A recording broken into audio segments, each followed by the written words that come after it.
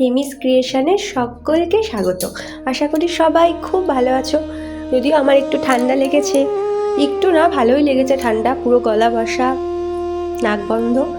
তাও ভাবলাম কি দেবো একটা কিছু বানিয়ে ফেলি। প্রতিদিন মেথি শাক তো করতেই হয়, বাড়িতে শাক খাওয়ার লোক সবাই খুব শাক পছন্দ করে, তাই প্রতিদিন একভাবে মেথি শাক ভাজা না খেয়ে এভাবে একটা নতুনত্ব বানিয়ে ফেলতে পারো। দেখো আমি মেথি শাকগুলোকে প্রথমে ছাড়িয়ে নিয়ে ডগাগুলোকে ভালো করে ধুয়ে তারপরে নাইফের সাহায্যে কুচি করে নিচ্ছি। একদম কুচি কুচি, যতটা কুচি করা যায় ততটা ভালো, মানে আটা মাখার সাথে সাথে এটা একদম মিশে যাবে। কুচি করে নিলাম সব শাকগুলোকে একসাথে নিয়ে, তারপর শাকের পরে পেঁয়াজ কুচি করলাম, আদাগুলো গ্রেট করলাম, লঙ্কা কুচি, হলুদ গুঁড়ো, ধনে গুঁড়ো, স্বাদ মতো নুন, জিরের গুঁড়ো আর কাশ্মীরি মির্চি কালারের জন্য, এগুলোকে সব একসাথে। এর মধ্যে রসুন গ্রেডও করে অ্যাড করতে পারো, বেশ ভালো হয়। ধনে পাতা কুচিও অ্যাড করতে পারো, কিন্তু আমার কাছে ধনে পাতা কুচি ছিল না, আর রসুন দিইনি আমি। এগুলো দিয়ে সবগুলো একসাথে ভালো করে মেখে ফিরে আসছি। দেখো আমার আটার সাথে এগুলো মাখা হয়ে গেছে। আমি এগুলো আবার কিছুক্ষণের জন্য আবার হাত দিয়ে ভালো করে মেখে নিয়ে কিছুক্ষণের জন্য রেখে দেব, তাতে পরোটাগুলো খুব ভালো হবে। 30 মিনিট পর এটা দেখো খুব সফট হয়ে গেছে। এবার লেচি কেটে নিয়েছি, এবার এইগুলোকে একটা একটা করে আমি পরোটার আকারে বেলে নেব। যদিও ভালো মতো বেলতে পারি না, মানে ইন্ডিয়ার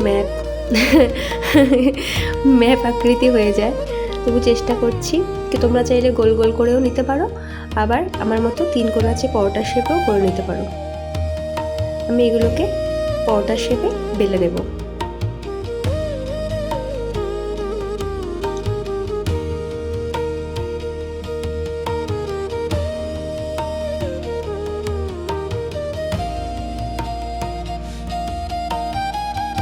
দেখো আমি আটা দিয়ে হালকা হালকা করে, মানে আটাটা দিয়ে বেললে কি হয়, তাহলে আর নিচে লেগে থাকবে না। পরোটার শেপে বেলে নিলাম। প্রথমটা একদম ইন্ডিয়ার ম্যাপ হয়ে গেছে, সেকেন্ডটা তা মোটামুটি ঠিক হচ্ছে। খুব পাতলা হবে না, আবার খুব মোটা হবে না, মিডিয়াম থাকবে। মেথি শাক যারা পছন্দ করো না, তারা যদি একবার এভাবে বানিয়ে নাও না, মানে ভীষণ ভালো লাগে, ভীষণ খুব টেস্টি লাগে। মানে মুখে তো একদম স্বাদ যাদের থাকে না, তারা এরকম বানিয়ে খেলে খুব, আশা করি সবার খুব ভালো লাগবে।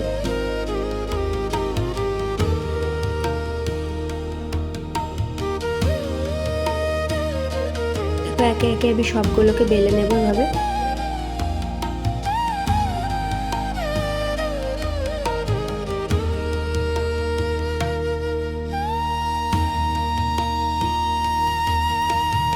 তারপরে আমি এবার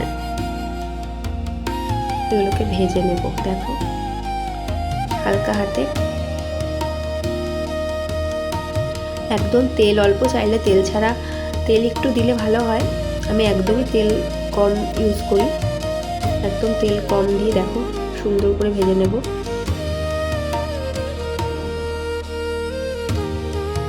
একটু মিডিয়াম গ্যাস থাকবে, বেশি বাড়িয়ে নিলে তলায় পুড়ে যেতে পারে আর লেগে যেতে পারে।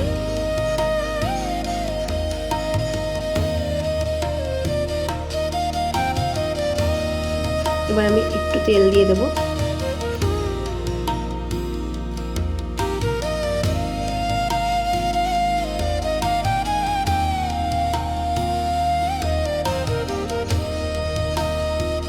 দেখো এই পরোটাটা আমার ভাজা প্রায় কমপ্লিট। একে একে আমি এভাবে সবগুলো ভেজে নেব।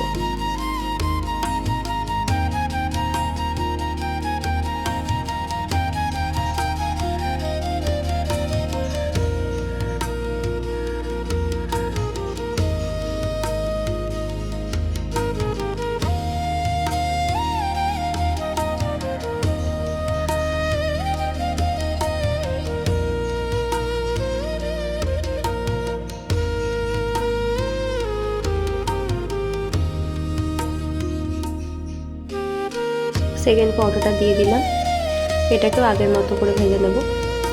প্রথমে একটু ফ্রাই করে তারপরে অয়েলটা দিলে ভালো হয়।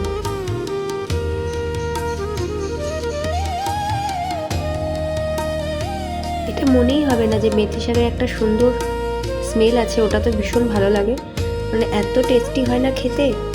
যারা একদম শাক পছন্দ করো না বা মেথি শাক একদম ভালো লাগে না, তারা অবশ্যই করে খেও, তারপর কমেন্ট করে আমাকে জানিও।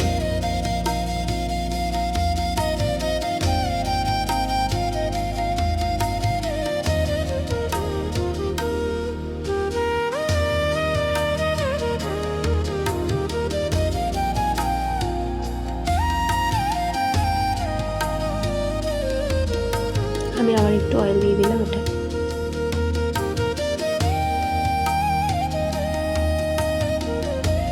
আমি সাদা তেল ইউজ করছি, তোমরা চাইলে এটাতে যে কোনো তেল ইউজ করতে পারো।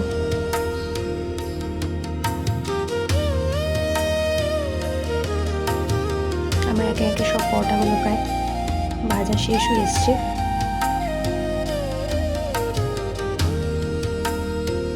এরপরে দেখো এটাকে সার্ভ করে নেব।